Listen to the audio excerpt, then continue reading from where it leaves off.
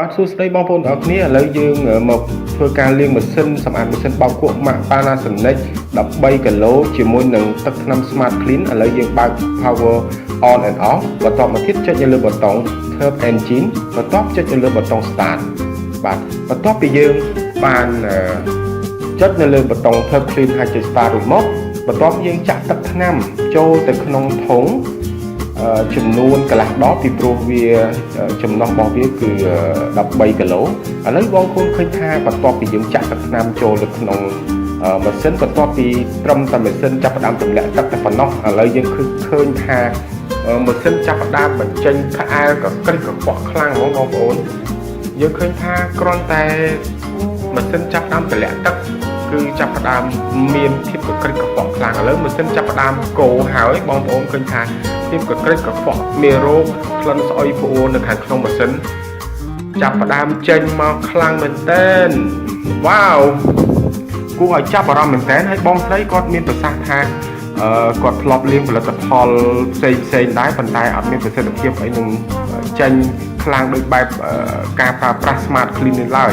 អញ្ចឹងយើងឃើញថាទឹកថ្នាំ Smart Clean មានប្រសិទ្ធភាពខ្ពស់នៅក្នុងការលាងសម្អាតម៉ាស៊ីនមិនថាម៉ាស៊ីន Front Load មិនថាម៉ាស៊ីន Top Load បញ្ឈរឬក៏ទ្វារនៅពីខាងមុខទេដេកបញ្ឈរគឺស្អាតដូចគ្នាទាំងអស់បង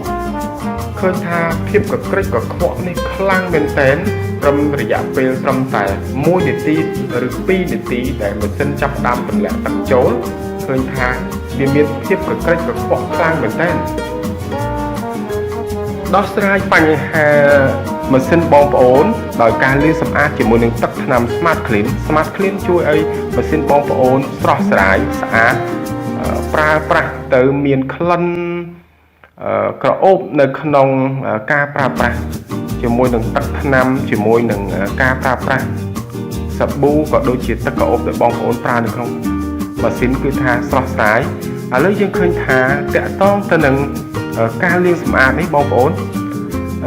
វាមានប្រសិទ្ធភាពខ្ពស់នៅក្នុងការលាងសម្អាតខ្លាំងមែនទែនយើងឃើញថានេះគឺជាការចោះផ្ទាល់ទៅដល់ទីតាំងបងប្អូនផ្ទាល់នៅក្នុងការប្រើប្រាស់ទឹកថ្នាំ Smart Clean ជាមួយនឹងការលាងសម្អាតម៉ាស៊ីន Panasonic 13គីឡូយើងឃើញថាបន្ទាប់ពីចាប់ផ្ដើមកូរភ្លាមភាពកក្រិចកខ្វក់នឹងក៏ផុលឡើងភ្លាមបងប្អូនឃើញជាក់ស្ដែងបងប្អូនអាចទំនាក់ទំនងជាមួយនឹងលេខទូរស័ព្ទ086 23 26 56ដើម្បីបញ្ជាទិញទឹកថ្នាំ Smart Clean យកទៅប្រើប្រាស់ដើម្បីដោះស្រាយបញ្ហាភាពកក្រិចកខ្វក់ខ្លាំងនៅក្នុងម៉ាស៊ីនបងប្អូនមិនថានៅតាមផ្ទះនៅតាមហាងបោកគក់របស់បងប្អូន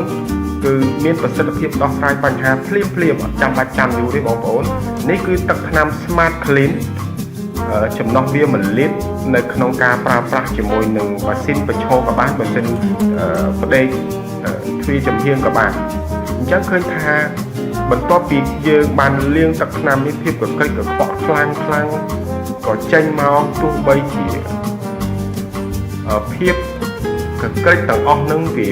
នៅយូរប៉ុណ្ណាក៏ដោយក៏ទឹកថ្នាំ Smart Clean មានសមត្ថភាពនៅក្នុងការលាងសម្អាត